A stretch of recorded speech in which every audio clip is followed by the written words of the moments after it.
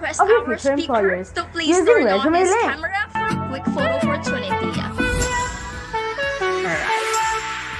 Alright, ayan. So nakikita nyo, no, maraming excited today dahil si Attorney Philip ang ating kasama this morning. Okay po. 1, 2, 3, smile. Thank you. Okay, thank you, Attorney Philip.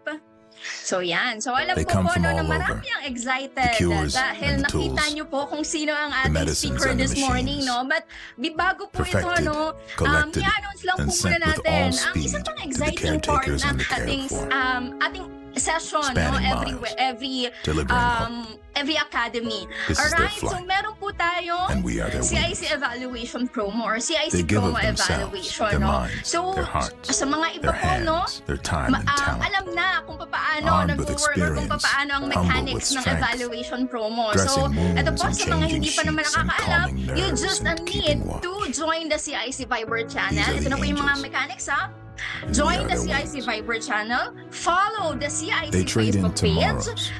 and gift lastly, is more complete time. the evaluation sacrifice form years in at exchange the for end more of the days. webinar. Trade long nights Napakasimple, of no? study. Tatlo lang po yan. Again, by joining the Viber and liking our Facebook page are part of the requirements to win. Alright, so once you've completed all three, you'll get e-certificates.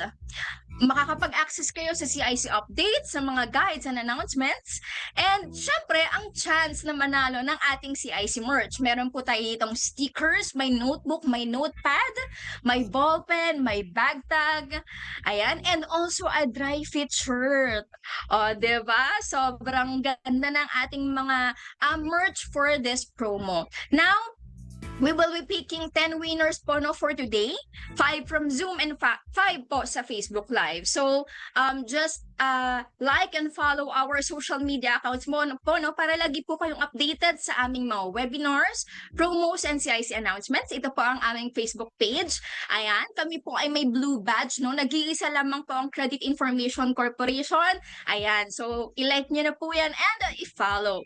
Alright, at syempre, no, i-share nyo na rin po yung Facebook Live habang nandyan po kayo sa inyong mga Facebook, no, habang nilalike nyo po, makikita nyo po dyan na naka-live tayo. So, i-share nyo na po yan.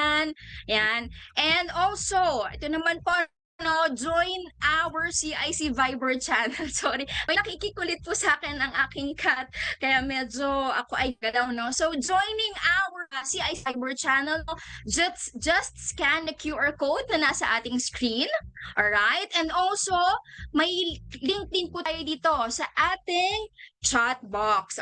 Alright, so just click the link ng ating Viber and scan the QR code na nasa ating screen. Alright?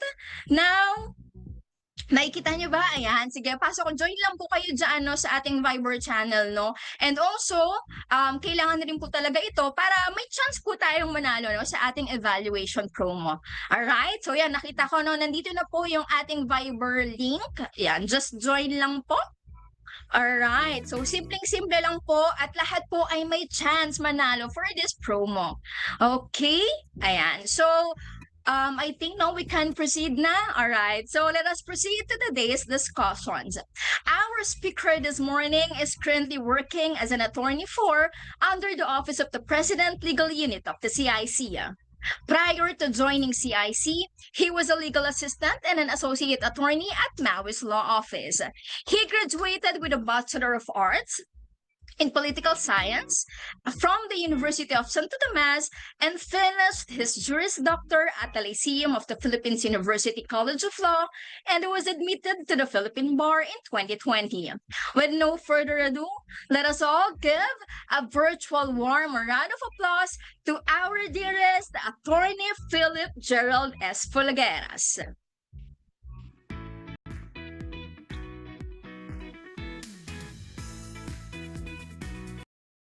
Okay. Good morning, everyone. Can you hear me? Naririnig ba ako? Hindi ako naririnig. Palakpak na lang kayo. Hello? Naririnig ba ako? Yes, attorney. Clear. Okay, so tumingin ako ng mga chat natin. Aba, para tayong influencer, may nagpapa-shout out. So, aba. So, thank you. At ang tingin ninyo sa CIAC ay mga influencer na, no? So, I'll give a shout out. O, ayan, mag-shout out tayo kay Ann ng Easy Bank. Dan spam eh. Ayan, o ayan, ha? Easy Bank, shout out kay Ann. Ang dami yan. Sino pa gusto magpa-shout out? Si Megan, na Credit and Financing Corporation. Si Aniel ng AFP MBAI. Pwede ba yan? Pwede ba magpa-shout out? O, ayan. Gusto niyo pa ng birthday meeting? Gusto niyo ba yan? May ganun pa? Shout out, UPB Savings Bank. Account ata ako dyan. Renzo Uno. Yan. Para tayo hindi tayo nagla-live selling dito, ha? Okay, kasi kanina may nag-mind t-shirt. So, hindi po. Price po yon ng CIC. Ayan. Okay. Norlo Dempsey. Ma'am, parang set na kayo, So, alam nyo na kung ano ang mga sasabihin ko dito. So, sana, meron ba dito mga first-timers na attend ngayong araw sa ating webinar? Meron ba? Meron ba? Yan, may first-timer. Okay.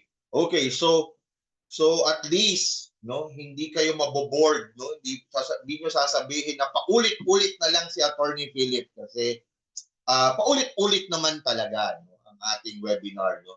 Pero marami pa rin talaga ang hindi pa nakakaalam sa Credit Information Corporation. Mamaya na ulit tayo mag shout out, no? So simulan na po natin ang ating discussion ngayong araw. So ngayong araw ibigay nyo lang po sa akin ang inyong oras at sisiguraduhin po, no, na after this seminar ay meron kayong matututunan.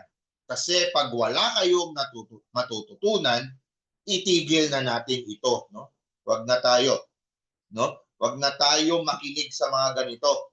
Okay? Kasi wala namang palang natututunan. So, pero para may matutunan tayo, bigyan niyo ako ng atensyon. Seloso po si Philip, no? Kailangan ko po ng inyong atensyon. Okay? So dapat makinig po tayo. At ayoko po, no? Ayaw ko na may chat, no, sa ating group chat, no? At sasabihin, may attendance po ba? No, may link po ba sa attendance? Nagsisimula pa lang ako sa discussion, gusto na ng attendance, gusto na ng certificate. Di ba? So mamaya na 'yon. Mamaya nyo na i-chat 'yon. Makinig muna kayo sa akin. Okay? So ayan. Ang pag-uusapan ngayon ay medyo napapanahon. Bakit? Kasi nga, di ba, dahil sa gera, tumaas ang mga bilihin. Tumaas ang kuryente, tubig, no? Ang sweldo ang hindi tumataas, no? Pero at tumataas na, lahat na ng bills tumataas na. Okay? Anong resulta ng epekto nun? Marami sa atin ang kailangang umutang, no? Kailangang umutang para lang makapagbayad ng kanilang mga bayarin o mga bills, no?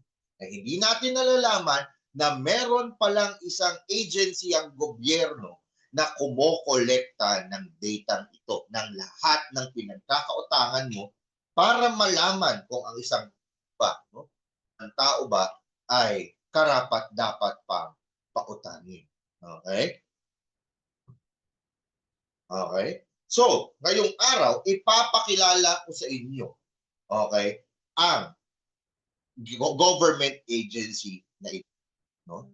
Yung government agency nangongolekta, okay, nangongolekta ng data ito for better financial decisions. Kasi yun nga ngayon, no, sa nagtataasan ng presyo, ayan, work from home na, yung once a week na lang pumapasok para makatipid, di ba? Ay, mga ganun. So government compressed work week na, o di kaya Friday na yung work home day sila. Dati naman walang ganun, di ba? Pero ngayon kailangan magtipid. So, ang CICI nandito para magkaroon kayo ng idea paano, saan ba dapat magtipid, saan hindi dapat magtipid. Okay? So, next slide please.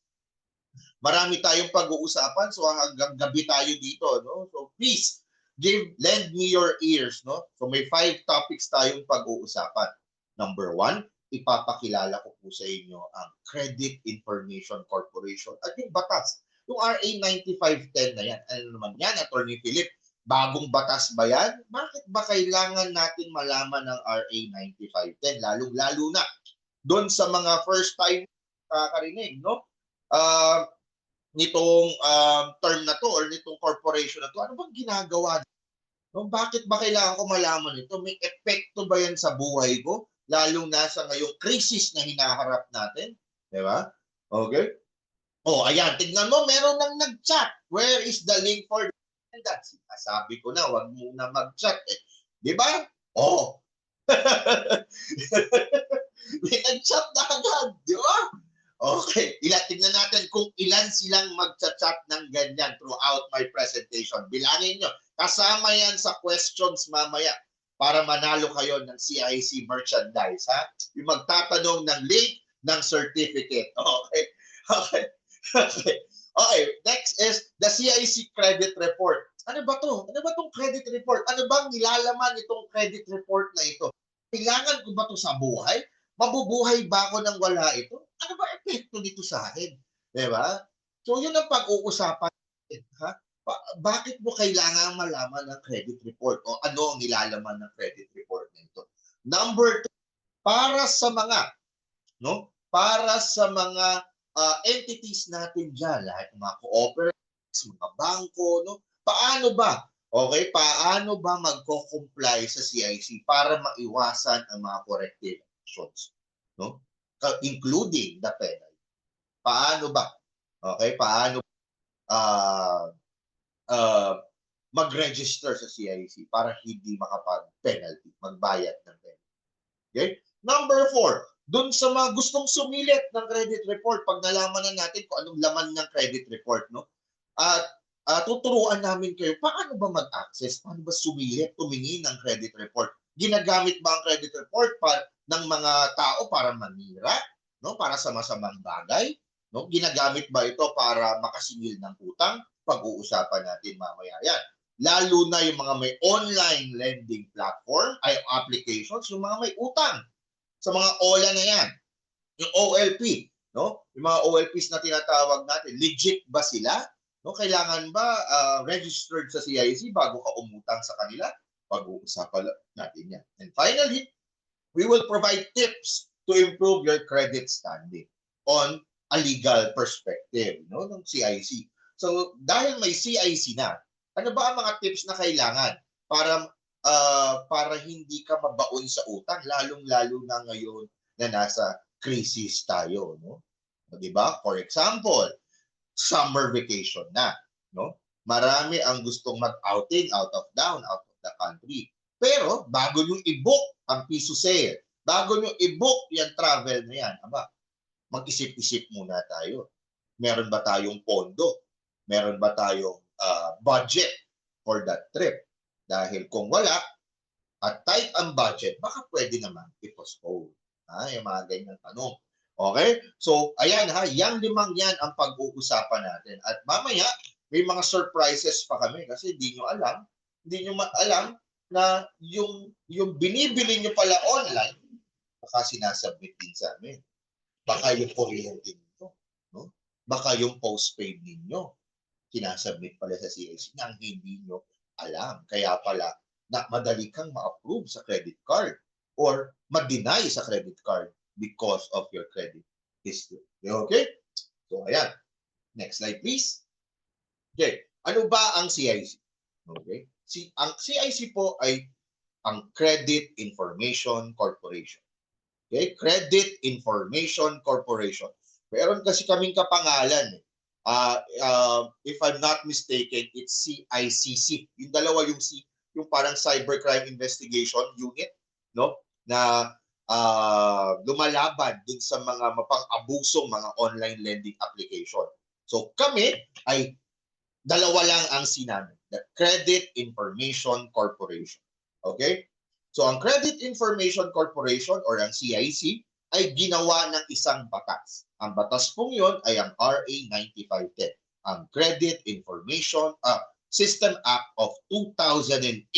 O, ayan, 2008 pa po ang batas na yan. Ibig sabihin, second year high school pa lang po si Attorney Philip, ay nandyan na po ang batas na yan. Okay? Hulaan nyo na lang kung ilang taon na ako. Pero second year ako nung ginawa yung batas na yan. Marami sa atin dito, lalo mga Gen Z, no? Lalo na yung mga Gen Z dito, baka mga grade 1 pa lang kayo niyan, or di ba? Yung mga, or hindi pa kayo marunong magbasa, di ba? Pero may batas na po, no? May batas na po tungkol sa credit information. Bakit ba ginawa itong batas na ito? May tatlo pong nakalagay sa batas. Number 1, receive and consolidate data. Number 2, act as a central registry or central repository of credit information and provide access to reliable standardized information. Ano lang po ang ibig sabihin niya? Ang ibig lang pong sabihin niya na ang CIC ang primary responsible for collecting credit data. Kami po ang kumokolekta ng credit data sa buong Pilipinas. Ang nag-iisa public credit registry. So, isipin nyo na lang po sa mga first-timers here, no? Ito yung magandang analogy po dyan. Isipin niyo na ang CIC ay isang malaking silid aklatan. Ano po yun? Library. Doon sa library po yun, syempre maraming libro. Doon sa bawat libro po doon ay nakapangalan po, no, sa bawat isa sa atin. So may isang libro si Attorney Philip, may isang libro si Ma'am Lorly, isang libro para kay Ma'am Eddie, isang libro para kay Christine, isang libro para kay Selber Vergara, no? Anong nilalaman ng bawat librong 'yon, no? Ang bawat libro po yan, ang nilalaman nun ay listahan ng mga utang, no? Hindi yung katulad sa tindahan, no? Ay, parang ganun pala, sorry, parang ganun. Minsan pag umutang ka sa tindahan, di ba, ilista mo na lang, no? Mas accurate po sa CIC kasi kinokolekta po namin sa lahat ng pwedeng magpautang o tinatawag natin sa entities. So, for example, ayan, magbibigay ko ng example, kunwari, si Ma'am Jeneline, no? Si Ma'am Jeneline po ay may utang siya sa isang bangko worth 100,000 pesos. Umutang din po siya, for example, sa kanyang cooperative worth 20,000 pesos. Tapos, bumili siya ng motor pero naka-finance, isang financing institution worth, sabihin natin, 40,000 pesos. Then, nag-download siya ng online lending app para umutang ng 5,000 pesos pang samgyutsal nila. No, for example. So, may utang siya sa isang online lending app. So, lahat ng binanggit kong lima, no? Nung limang institusyon na pinagkautangan ni Ma'am, no? Sino ba yun? Ni Ma'am, okay, ay nire-report po, no, sa CIC. Nire-report po sa CIC. Okay? So, makikita po, no, yung listahan ng mga pinagkakautangan ni Ma'am, no, makikita doon kung no, nagbabayad ba si Ma'am ng kanyang utang or hindi, no? So kung ikaw, no, kung ikaw ay isa pang bangko na lumapit sa iyo si Ma'am at gustong umutang, no, bank pautang naman, pwede mong makita ang listahan o yung libro ni Ma'am, okay, para malaman nagbabayad ba si Ma'am ng utang niya or hindi, di ba? So pag nakita mo na hindi siya nagbabayad, puro interest, puro surcharges, pauutangin pa ba natin siya, di Ma'am? Hindi, di ba? Hindi na. Pero pag nakita mo, no? Pag nakita mo na siya ay nagbabayad ng utang, di ba? Fully paid, on time, di ba? Okay? Ang kanyang utang, bayad, di ba? 99.9% sure, pauutangin mo siya. Kasi alam yung responsable siya, di ba? So makikita nyo, dati kasi ay right now, no, ang practice natin, ang daming hinihingi, no? NBI clearance, barangay clearance, at kung ano-ano pang clearance. Pero hindi doon nakalagay ang listahan ng pagkakautang niya, no? So hindi pa rin natin hindi tayo makapagdesisyon ng tama kung pauutangin pa ba natin si Ma'am, no? Kasi wala naman doon ang listahan. Pero dahil nandito sa CIC, kami na, no? Kami na ang bahala para kolektahin ang listahan at ipakita sa inyo para makapagdesisyon kayo, no? Kung ano ba ang kung karapat dapat ba si ma'am na pautangin or hindi. Attorney Philip, baka sa Pilipinas lang naman yan. Yung ginagawa nyo. Hindi po. Pag kayo ay pumunta sa Amerika, sa Canada, sa China, no? Sa China, Russia, no? Napaka-importante po ng credit history. Bakit? Kasi yun po ang isa sa mga tinitignan ng mga authorities or ng mga institution, lending institutions, para i-grant ang loan mo. Kapag nakita nilang hindi ka nagbabayad ng utang, sarado ang opportunity sa inyo. Tanungin nyo, yung mga OFW friends ninyo, o OFW relatives po ninyo, kung gaano ka-importante ang credit report or ang credit score sa kanila, no? Sa kanilang lugar. No? Hindi ka makakautang, halos hindi ka makakahanap din ng trabaho pag nakita nila na ikaw ay baon sa utang. Okay? Yang mga tanong po ninyo sa chat box, no? Kung sino yung mga nagsasubmit, no? Sa CIC, malalaman po niyo yan mamaya, no? Kung sino-sino yan. Pero sa ngayon, ang CIC po, no, ang librarian ng lahat ng mga credit data sa Pilipinas. So kung may utang ka sa isang bangko, doon sa mga sinabi kong yun, meron po kaming data noon. Okay? Next slide please. Okay. So, sinabi ko nga po, kami po ay parte ng gobyerno. So, hindi po kami private entity, no?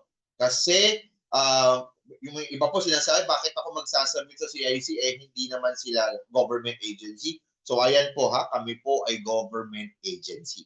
Okay? Batas po ang gumawa sa amin. Hindi po kami nag-register sa SEC. Okay? Hindi po kami hindi po kami nag-register sa SEC para maging kumpanya. Ginawa po kami ng batas. Sabi ni Sir John Paul, paano po makakabayad ng utang kung malilimit sa job opportunity? Ang sinasabi po ng CIC, ayan, next slide please. Ayan. Ay, hindi pa pala. Okay. Previous slide, wala pala sa slide na ito. Okay. Paano nga daw makakabayad?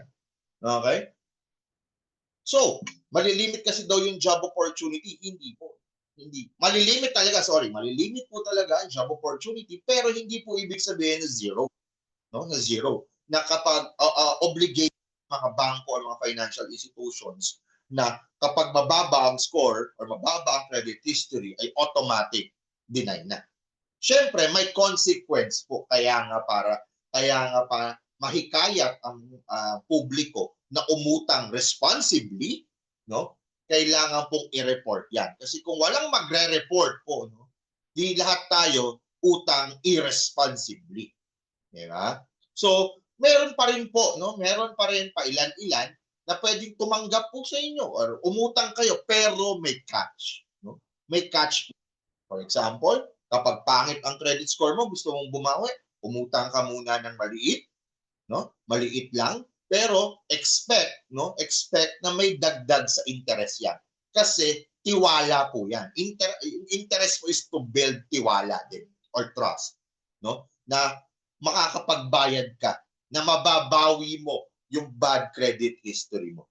Okay? So meron pa rin po opportunity. Malilimit lang talaga. Kaya nga we highly encourage everyone na to utang responsibly and to pay it. Dahil pag wala, pag hindi, ayan. Yan po ang epekto yan, Sir John. Malilimit talaga ang job opportunity. Lalo na sa ating mga kababayang OFWs, no? Na ang kanilang requirement is to have a credit investigation, diba? Credit background check, diba? Makikita nila na ikaw, ang dami mong utang. Yung mga ganon. Okay? So, ayan. So, ayun po, tama, no? Malilimit, pero meron. Okay, next slide please. Okay. So, ito po ang Philippine Credit Information System. Ang dami nagtatanong. Yan ang gusto ko. Marami po kayong tanong kasi sasagutin natin yan isa-isa. Pero tingnan natin baka po masagot ko na kasi yung ibang tanong ninyo. So, nandito po yung team para kolektahin yung mga questions ninyo. Hindi ko po siya nasagot. Okay? So, ang Philippine Credit Information System natin ganito po. Ang mga submitting entities, no? Chat po ang ginagawa ng mga submitting entities. Ano po ang ginagawa nila sa chat?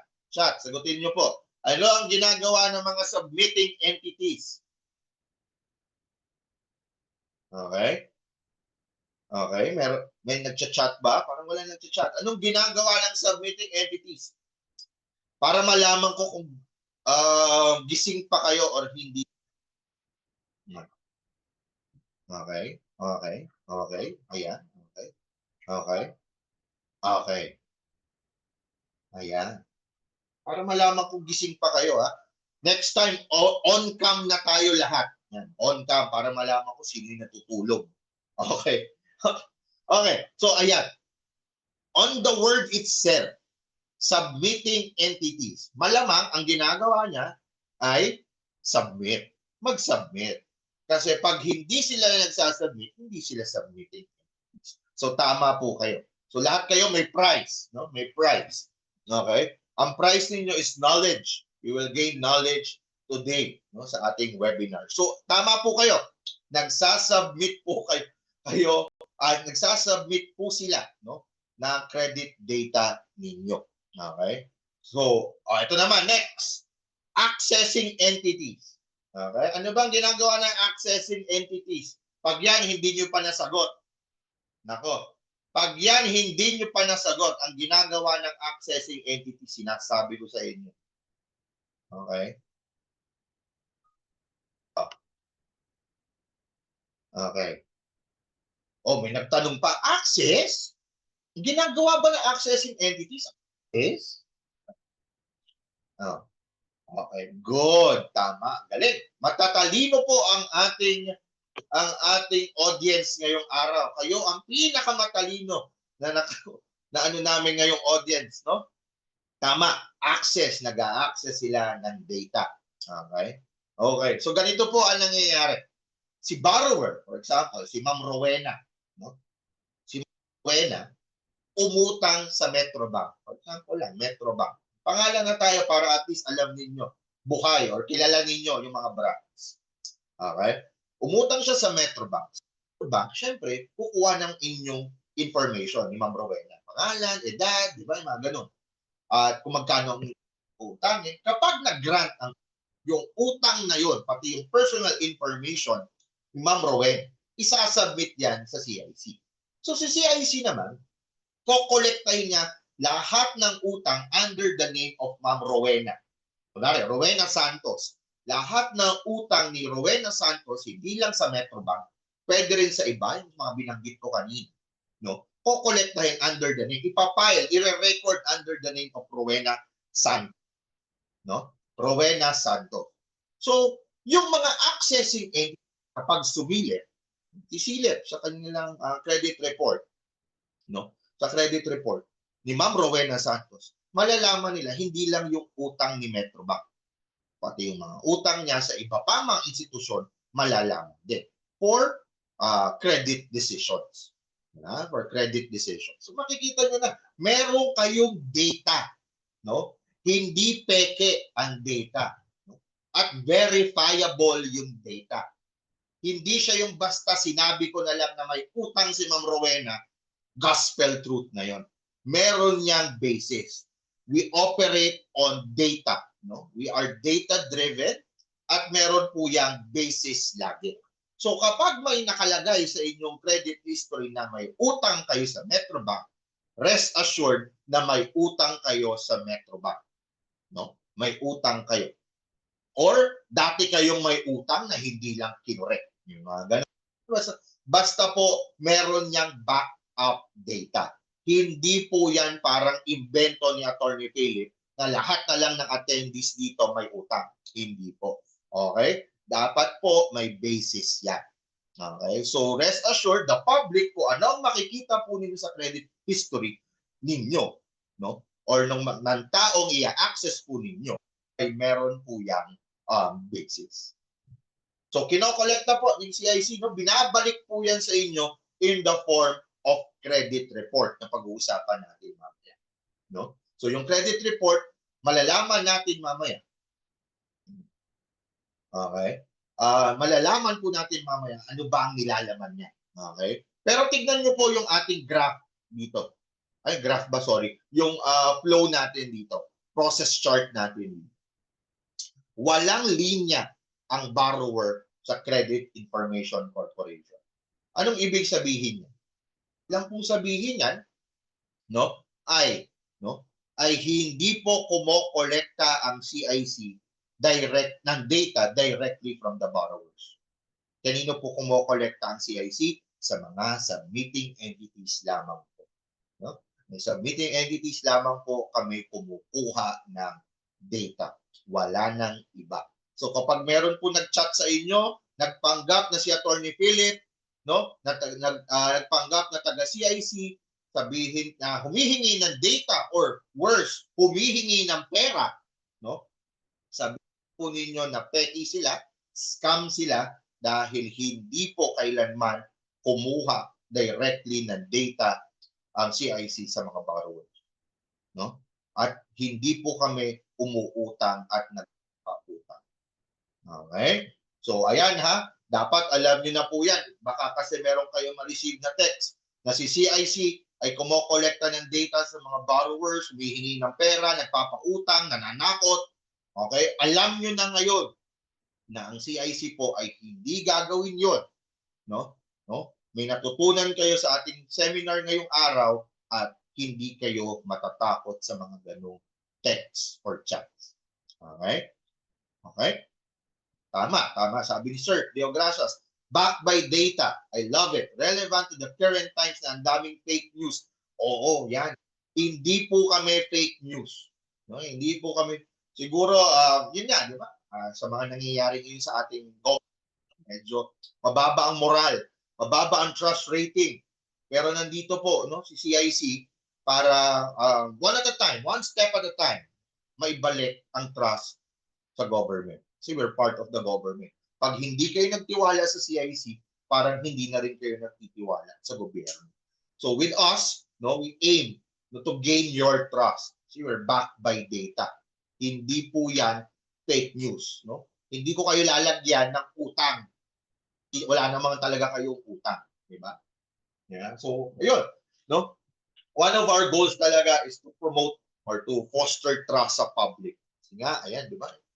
Maraming hindi na nagtitiwala sa gobyerno, di ba? Yung mga ganun. Galit sa gobyerno. Pero meron pa naman. Meron pa katulad ng CIC na pwede niyong pagkatiwala. Para kung tatakbo sa next election. Okay. Next slide, please. Okay. So, submitting entity. Ano ba yan? Sino ba yung mga submitting entity na yan? Ang mga submitting entity na yan ay yung mga bangko. Ayan. Any entity that provides credit facilities. So, tingnan natin. Next slide, please. Ito yung test kung ikaw ay submitting entity. Okay? Pag submitting entity ka kasi, you are mandated by law to submit. Whether you like it or not, mandated by law yan. Ayaw mo sa gusto, okay, kailangan mong mag-submit ng data sa amin. No exceptions. No? Walang padrino. Hindi porket kilala kita, kilala nila, ng presidente namin, ang bangko or institution mo, no, ay exempted ka na sa pag-submit. Wala pong ganun. Kailangan kompleto. No? Kasi for example, ginrant namin yan. Si ABC Bank. Sinabi namin, ABC Bank, sige, exempted ka na kasi kilala naman kita. No? Hindi makukumpleto yung data. Di ba? Hindi makukumpleto yung data ni Juan de la Cruz. Paano kung may utang ako kay ABC Bank? So, hindi yun magre-reflect sa credit history ko. Di ba? Hindi makukumpleto. So, kailangan lahat. No exemption. No? No exemption.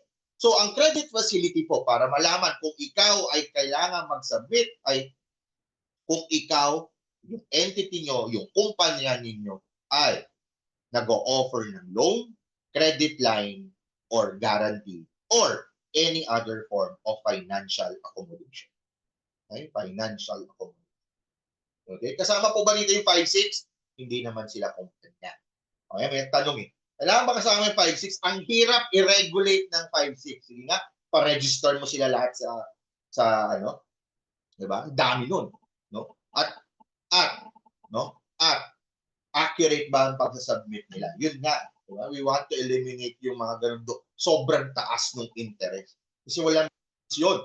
Ang basis lang nun dapat makabayad ka ng mas mataas. Wala silang pakialam kung good credit, good debtor ka ba or bad debtor. No? So walang basis, hindi siya backed by data. Eh sabi nyo nga, diba? Data is the foundation of trust. Kung walang data, not just any data, but real, comprehensive, and accurate data. Okay? So yan yung test. Next slide, please. Sino ang mga kailangan mag-submit? O ayan, yan yung tanong ninyo, baka masagot na natin. Ang mga kailangan mag-submit sa CIC ay ito. Okay? Ito, makinig na kayo. Ito, ayan na, wag na kayo mag-chat. Ito na. Government Financing Institution or Lending Institution. CSSF, CGSIS, di ba nagpapautang yan? Okay? Si Pag-ibig, di ba nagpapautang silang government lending institutions? Kailangan pong mag-submit, ladies and gentlemen, na kailangan nila mandated law po yan. Okay? Go commercial and universal bank. Alam niyo na yan, nagpapautang sila, di ba? Rural banks, thrift banks, credit card companies, financing companies, investment houses, no? Cooperatives, trust entities, microfinance, no? Micro-lending companies, financial institution, lending companies, telecoms, ladies and gentlemen, your postpaid accounts sa mga telecoms natin. Di ba? Utang yon, di ba? Utang yon. Bayad pa. Gamit muna ng load bago bayaran next month. Digital banks. Ito pa, online lending apps or platforms, 'di ba? Yung mga nagpapautang na 'yan, yung mga nasa ads ninyo. No, one ID lang, no? Yan, kailangan po mag-submit niya. At meron pa po, hindi po ito exclusive list, ladies and gentlemen. Okay? Kasi 2008 lang po ginawa ang batas. Siyempre, wala pang digital banks noon. No? Wala pang digital banks, di ba? Yung mga ganun. So, basta pasok dun sa ating test ay kailangan po mag-submit. Okay? Kailangan po mag-submit. Meron pong bago. Alam nyo kano yung bago? Utilities. No? Utilities. Bakit? Di ba? Pag hindi ka nagbayad ng kuryente, ng tubig, di ba? Utang yun, di ba? Ginamit mo muna bago mo bayaran next month. Pag hindi ka nakabayad, di ba? Sipin nyo, makikita sa inyong credit history na si Attorney Philip hindi nagbabayad ng tubig. Okay? Ng tubig niya, ng water bill niya. So kung ikaw ay isang kumpanya, lending company, nakita mo si Attorney Philip hindi nagbabayad ng tubig, di ba? Ang iisipin mo, hindi yan naliligo, at wala yang sapat, no, para na pera bayad ng tubig. Di ba? Pauutangin mo pa ba yun? Di ba? Pauutangin mo pa ba? Okay. Kaya po sa... Eto. Ayan. Sasagutin ko na yung tanong ni Ma'am Irma. Okay? May maximum na loan ang dapat i-report kay CISA. Kami po dito nagpapaloan ng 5K. Report pa po namin. Ayan ang mga tanong. Kailangan ba may threshold? Kailangan ba may minimum? Kailangan ba 5,000 and up? 10,000 and up ang kailangan lang i-report. Isipin nyo na lang, makukumpleto ba ang data kung ang i-report ko lang is minimum 100,000 pesos? Malalaman ko ba na good debtor ka? No? Good debtor ka para good debtor ka. No? Pero mga microloans lang. So, hindi makikita yun. Diba? Kung gusto nyong makumpleto ang data, kailangan isubmit yan. No? Wala po dapat minimum amount. No? Wala pong ganun. Okay? So, kung nagpapautang kayo ng 500 pesos, kailangan nyo pong isubmit yan. Bakit? Kasi kung ikaw ay hindi nakakabayad ng 500 pesos, how much more the big amount? Okay? What if, sir, umutang para ibabayad sa tubig? Diba? Makakabayad ka ba ng utang pag tubig? Diba? Doon sa tubig, para pambayad sa inyong water bill. Okay? Sir Andy. Hindi ka ba nagbabayad ng tubig? Ayan, ganyan. Okay? Hindi po kasi pwede na may minimum amount. No? May minimum amount. Kasi kapag merong minimum amount na 10,000 pesos, for example, hindi pa rin makukumpleto yung data. Okay? Okay? So, kailangan po lahat. Kasama rin po ba dito yung mga in-house loan? Meron pong financing companies dyan, no?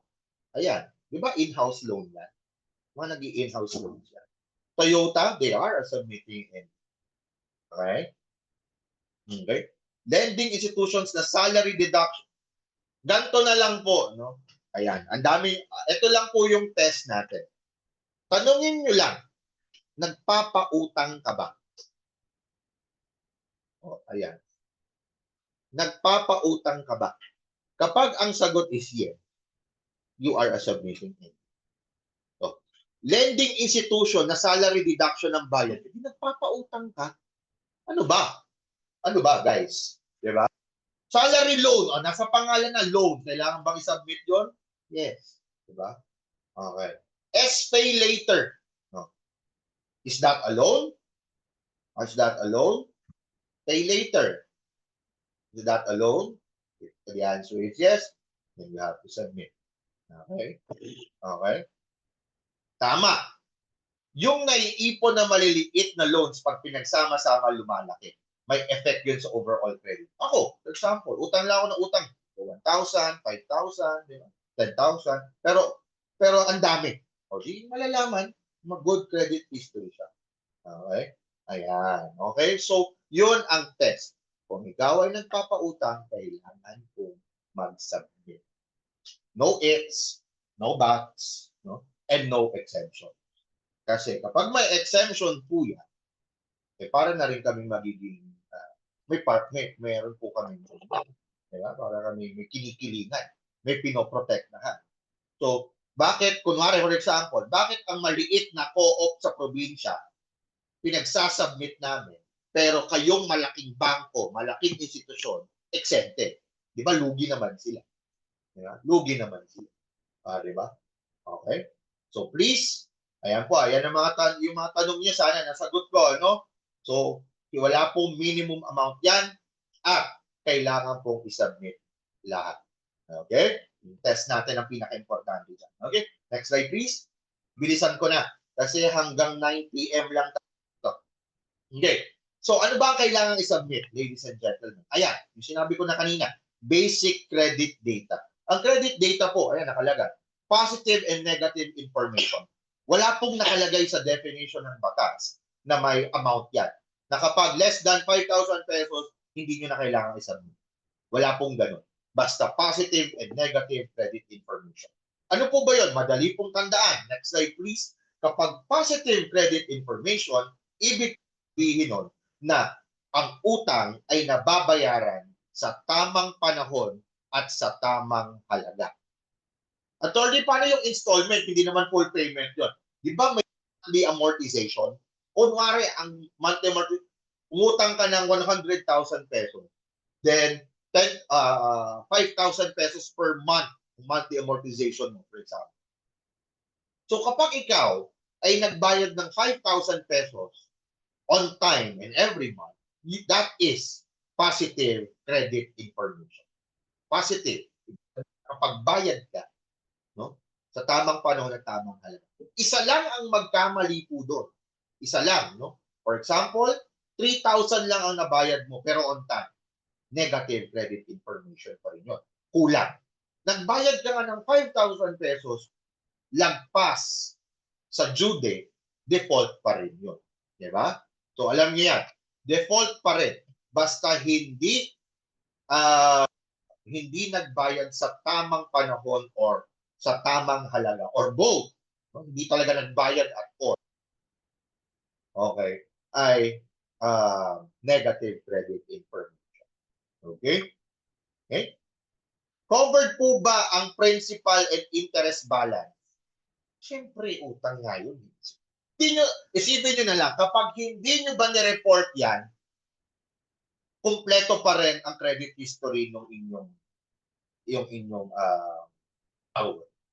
Okay? Pero po, pag sobrang bayad, report nyo pa rin po. Sobrang bayad, i-minus nyo sa next. I-minus nyo sa next. Okay? Yung mga ganyan po, yan. Uulitin ko po. No? So, let's reflect na lang. Let's reflect. Kung yan ang isasubmit po ninyo ay hindi makukumpleto with history ng inyong borrower, isubmit po ninyo. Kung tingin nyo hindi pa rin kumpleto, kailangan may isubmit pa po. Okay. Next slide, please. Okay. So here are the obligations of the submitting entity. Okay. So entities o yung mga nagpapautang, you have to notify your borrower that you are a submitter. Please take note, ayan lang pinaka-importante dyan. Please take note that the word we use is notify. Okay? Notify. Okay? Okay? Yun lang. Kasi mamaya, sa next slide, pag-uusapan natin. You have to hold strictly confidential any credit information. Bawal po i-marites yan. Bawal po ipagkalat yan. Okay? To regularly submit to CIC, syempre, kailangan nyo pong i-update. Okay? Ang submission po namin is every 10th day of each month. On or before the 10th day of each month. Kung ano man ang mga updates ninyo, no, kailangan nyo siyang i-submit on or before the 10th month of the next month. So, for example, okay, May 10. Sa May 10, on or before May 10, kailangan i-submit ninyo ang updates from April 1 to 31. Tama? 31, no? Okay. So, from April 1 to 31, kahit anong updates yun, no? Kahit anong updates yun, okay, kailangan masubmit niyo siya. Gumalaw man or hindi. Okay? May naman sa kanyang data, kailangan niyo po siyang isasubmit. Okay? Okay? Sa on or before the 10th day, the 10th of the month, each month. Okay. Okay? So next is to use credit information only for the declared purpose of establishing credit report. Ito po, mahalaga to. Hindi po pwedeng gamitin ang credit report para manira ng tao. Okay? Pwede pong gamitin yan para makapag-desisyon po kayo na utang or hindi. Pwede niyo pong gamitin yan para maningil ng utang. Pero never po ninyong gagamitin ng credit report para sa masamang bagay. Okay? Bawal po yun. Okay? So, paano po ninyo ma-determine ang uniqueness ng bawat isang may-ari ng utang? We have our system. We have our system, Sir JG Adorna. No, we have our system. So kahit Juan de la Cruz ka, lahat kayo Juan de la Cruz. Siguro naman iba-iba ang nanay ninyo, iba-iba ang ID ninyo, iba-iba ang address ninyo. No? Okay? So, meron po kaming system na ginagamit para po unique. No? Okay? Inyong data sa amin. Okay? Next slide, please. Ay, bibilisan ko na talaga. Sobrang bilis na. So, ang coverage natin right now, Attorney Philip, baka naman konti submit sa inyo. Baka naman walang kwenta ang data ninyo. Eto, tingnan nyo po. We have right now 1,543 lenders. And many of them are cooperatives. No? Cooperatives. We have all the universal banks now. We have onboarded all the universal banks. So, maliit, konti lang sila. Konti lang sila, but we onboarded all of them. Ayan, kaya parang 2.98% lang sila. And we have, on our database, 6.7 million borrowers. Imagine, we have at least the 80% of the Filipino adult population. Mga 80%, 70 to 80%. Kasi we have 76.7 million borrowers. No? Borrowers. Isa-isa po yan. Lahat po kayo dito, 1,000 participants. No? I'm 100% sure kung may utang kayo, ay nandito kayo sa 76.7 million borrowers. Okay? Ganyang kalaki. Ganyang karaming tao ang meron kaming data. Imagine? So, wag niyo pong sasabihin na, ay, wala naman. Hindi naman ako included dyan. Meron po. Tingnan nyo, mga cooperatives, lalo na yung mga maliliit. No? Maliliit. Okay? Nagsasubmit din po sila sa akin. Next slide, please. So, ito po. Okay. Okay, ayan. Mga na-onboard po namin, pataas ng pataas yan. Currently, we are on pace to our hitting our target, no? Na mag-onboard ng maraming submitting entities. So, yun nyo, since 2023, halos dumoble, no? Nadadagdagan lagi ang target namin, na-onboard pa rin namin. Okay? Next slide, please. Ayan. Ngayon po yung data slide. Okay. So, next slide, please.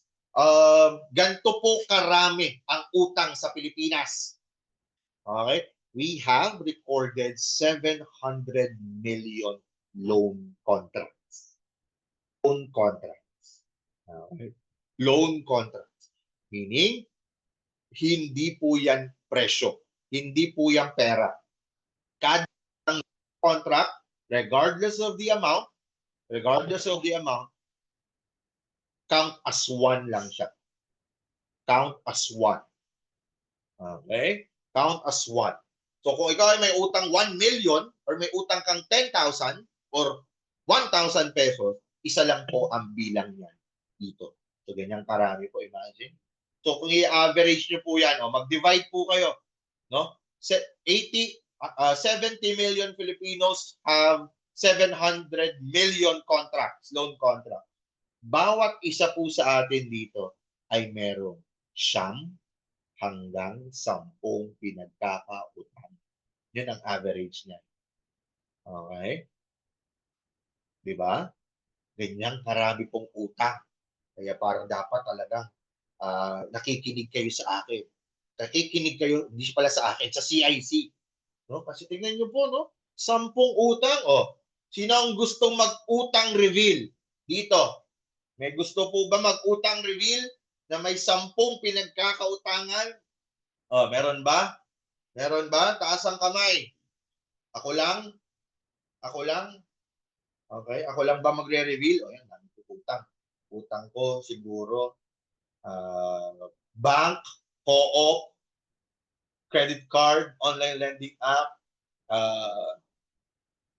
financing institution, SSS. My God. Baka hindi na kayo maniwala sa akin na credit worthy ako.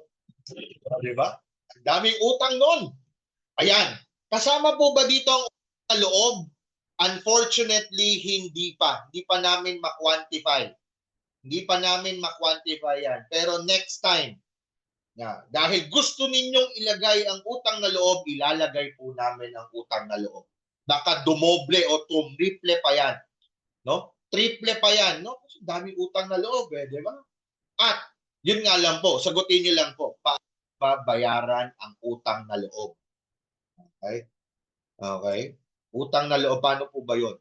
Yan, next din po yan. Baka siguro after 5 years, meron naman sama ng yan. Pero hindi naman yun eh. Okay? Utang na loob lang muna. Dapat utang. Hindi pwedeng sama ng loob, ha? Okay? Ayan. Uy, wag po tayong, let's refrain from using derogatory marks, yung mga ganyan po. Sir, bawal po gamitin yan, yung mga nagpapautang, tawag po natin. Medyo racist po yan, di ba? Bawal po yan. Okay, bawal po yan. Gamitin natin na lang yung iba. Wag po yung mga racist comments na gano'n. Bawal po. Bawal po. Okay? Baka po ma-censor tayo. Sige, makulong tayo niyan. Sige tayo. Okay? Okay, so next time po, utang na loob, i-report natin. Kasi due to public demand, utang na loob, kailangan po natin. Okay? Sige. Okay? Yung mga gustong mag-submit, di ba? Ayan, mga Mars pa utang. Next time. Okay? Okay? Kayo naman, personal, magre-report na rin kayo sa CIC. Di ba? May utang yung kaibigan mo. Ayan, report nyo na sa amin para magbayad. Kasi, di ba, kaibigan mo naman, hindi na nagbabayad. Ayan, mayari natin. Okay? Next time na, ha? Next time. Hindi pa kaya na system. Ito muna tayo, mga kumpanya. Okay? Next slide, please. Sobrang bibilisan ko na talaga. Ayan na naman. Ayan na naman. Please, refrain from using that term. Okay, sir. Ayan, gustong pangalanan kita. Bawal po, ha? Bawal gamitin yung mga ganyan. Please, let's refrain. Kasi ayaw natin ginagamit ang word na Pinoy sa masamang bagay, tapos tayo gumagamit ng salitang ganyan para manira ng ibang ibang race or ibang ethnicity, di ba? Di ba? Nagagalit tayo pag ginagamit natin yung Pinoy, o ginagamit yung Pinoy, di ba? Na Pinoy, walang kwenta, yung mga ganun, di ba? Nagagalit tayo pag iba, tapos tayo gumagamit ng ganyan. Diba? Please, let's refrain from that, no? Isa-censor ka namin, ha? Paalisin natin sa chat kapag ganyan, ha? Okay? Pwede na yung 5-6 eh. 5-6, walang pero yung mga ganyan, let's refrain. Okay, balik po tayo dito. Marami pong nagtatanong sa amin, Attorney Philip, is that a violation of my data privacy rights if the banks or the submitting entities will submit to the CIC my data? Okay, yan ang tanong, data privacy. Ang sagot po is no, it's not a violation. It's not a violation. Okay, it's not a violation because RA 10173 specifically, no, na shout out po kami ng Data Privacy Act. O, ayan, mga terms natin, na shout out. Okay, ang CIC na exempted sa Data Privacy Act. Ayan, no? Section 4E and F of the Data Privacy. RA 9510 is exempted. Okay, is exempted. Meaning, ito po, makinig kayo, ito ang exemption na yan. Marami po kasing nalilito. Ang exemption pong yan ay, ang ibig lang pong sabihin yan, ladies and gentlemen, ay hindi po namin, ang CIC, hindi po kailangan ng express consent ninyo. No? Hindi namin kailangan ng consent ninyo para isubmit ng mga submitting entities ang credit data ninyo sa CIC. Kasi may mandate po kami to collect. Kaya nga, di ba, sinabi ko kanina, notify. Notify. Di ba? Notify lang po ang kailangan. Ipaalam. Hindi po kami kailangan magpaalam. No? So, kailangan lang pong ipaalam through posting. Di ba? May mga post naman kayo. Kailangan written. Hindi naman pwedeng verbal. Verbal, di ba? So, written, no? In your policies, in your KYCs that you are submitting entity. Okay? You just have to notify. Attorney Philip, pero paano pag sinabi ng borrower, ayokong isubmit? Ayokong isubmit. Isa lang po ang ibig sabihin niya kung ayaw niyang isubmit yung data. May tinatago po siya. May tinatago po siyang hindi nabayarang utang. Yun po yun. No? Yun po yun. Diba? Ayan. Okay. Ayan, dami nagtatanong. Sir Philip, what if the submitting entity submit data to CIC but the data submit is not accurate? May violation po yan. Meaning may corrective actions. May corrective actions po yan. No? Mamaya pag-uusapan po natin ng corrective actions. Ito, si Sir Alan Cadaraw. Attorney Philip, I think an additional burden and redundancy to the SPs. We already have reports submitted to some accrediting agencies for our compliance. If I may suggest, you may get our data from those agencies in which we are accredited. Tanong ko lang po, are they mandated by law to collect your credit data? If they are, then it's redundant. But it's not redundant. Di ba po? Kami lang po, no? Kami lang po ang sinabi ng batas na may authority to collect credit data. No? Tanungin niyo po sa kanila kung exempted sila sa Data Privacy Act. Nasa Section 4E and F. Nakalagay po ba doon na exempted sila to collect? So, kailangan nila ng consent bago nila kunin yung data mo. Data nila. Samantalang ang CIC, we do not. Ayan po ang flex namin. RA 10170. So it's not redundant. It's not redundant. Di ba? For example, sa BIR, yung ITR, sinasubmit nyo sa BIR, sinasubmit nyo sa SEC din. Di ba? Sa mga SEC, kailangan ng tax report sa iba. So, mag-aasa ng accreditation sa isang higher agency. Hiningi yung ITR. Hiningi po yung ITR mo. Pwede ko bang sabihin na kunin nyo na lang yung ITR ko sa BIR, nakapag-submit na kami? Is that okay? Dahil pa-edit kami sa inyo, nag-submit sa ITR sa BIR. Can you just get my